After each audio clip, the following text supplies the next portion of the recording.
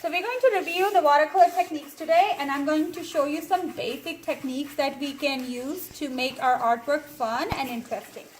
So the very first technique and very basic technique that I'm going to show you, which you all know how to use, is called a wash. A watercolor wash is when you just take a brush, some paint in the brush, and take a lot of water, and then you drag your brush around. Oh my So this God. is currently called a wash. Now the next technique that I'm going to show you is called masking tape. I'm sure you remember these techniques from last year when we did this in 6th grade or Art 1. I don't know what that is. I don't think I was here. Shut up. So that's good. You will get to learn something new today. So the next technique is called masking tape. What masking tape does, it makes like I know a, what it does. it covers up the area of the paper, so it kind of blocks the color from getting into the paper. This is a bad masking tape. It's not working out. I'll just see some from here. Okay, so this technique is called masking tape technique. So basically you just take some masking tape and you put it down on the paper.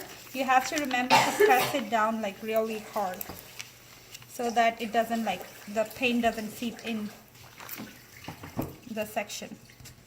Okay, so next technique.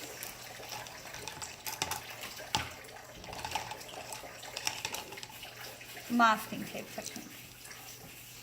So I'm creating a wash on top of it. Now if my section dries, is it out of space? No? Okay.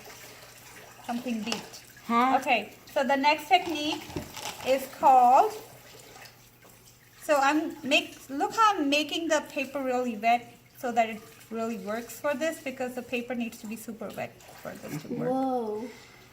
So next technique that I'm going to use is called the salt technique. You basically create a wash. Make sure the wash is super wet. Otherwise the salt is not going to be able to absorb the moisture around it.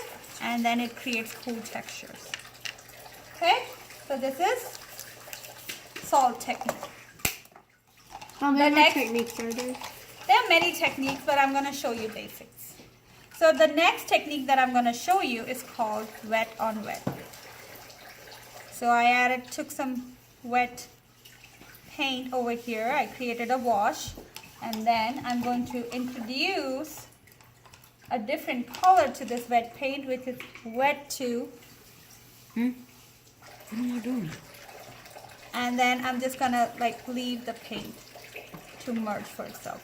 Now depending on, you see how this red seeped into it? It's really cool. The paint just goes into it. You can get some cool patterns and designs if you do that. Sick. So this technique is called wet on wet. The next technique that I'm going to show you is called the toothbrush technique.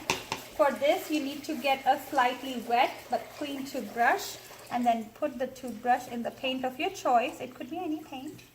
And then you put the bristle side facing down, and then you pull the bristles.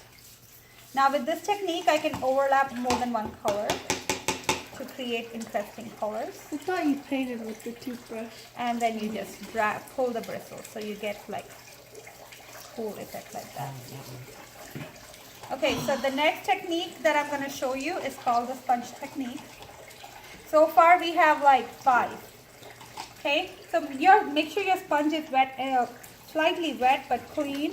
If the sponge is not clean, it's going to leave it'll get the other colors touching to it. So I just take some glue and so depending on the texture of the sponge, your texture of your final is going to be different. Now I'm going to switch the side, and I'm going to take some green. I'm going to do this. Okay, I don't know if I showed you this last year, but I'm going to show you something fun. So what I do, I take this with take a really wet, clean brush, and I add a pattern with my clean brush to the surface. Oh, I get it. So it'll blend in. And then you just introduce some paint to it. It doesn't matter what paint you introduce, but the water, that's clean. the paint will only go wherever there's water. It won't go in the other sides. Now, if I want to introduce a different color to it, Oh, sick. I can do that. That's actually clean. So I don't think I showed you this last year, but this is how it works. Okay, I didn't show you rubbing alcohol and I didn't show you the crayon Let's see technique. the rubbing So I'm gonna do alcohol. half section, I'm gonna do crayon. So the crayon creates a resist. Okay, so I'm gonna do this section as crayon. And I'm gonna put an unlikely color. What color do you want me to put? Brown. No, purple. Maybe use I brown. like purple. Yeah, let's do purple. Because purple and yellow, when you mix them together, it kind of creates like a grayish tone. But in this case, because of the crayon resist, it's not gonna like leave them. You can always go back and like clean up some section if this happens, like what happened to mine. I used the color too liquidy, so it's kind of creating a resist. So it gives pretty pattern. So another technique that I want to show you is the rubbing alcohol technique, and I don't think Gabe has seen this before. Have you seen this before, Gabe? Nope. Are you ready for some magic then? Kinda. Ready for the magic to begin. Are people gonna see this? No. So this is the It's magic it totally does. not going on YouTube, John. Yes, it is. Okay, so that's the magic. My bad. You see it? One more. I see that I have saran wrap here, which I have not used. Can you take the salt off? It has to dry. Oh. Otherwise, it's all gonna get mixed up again.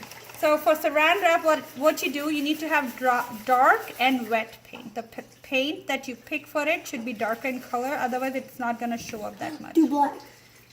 I'm not doing black. Okay, and then you just leave it and you let it dry. And once you dry it, you will get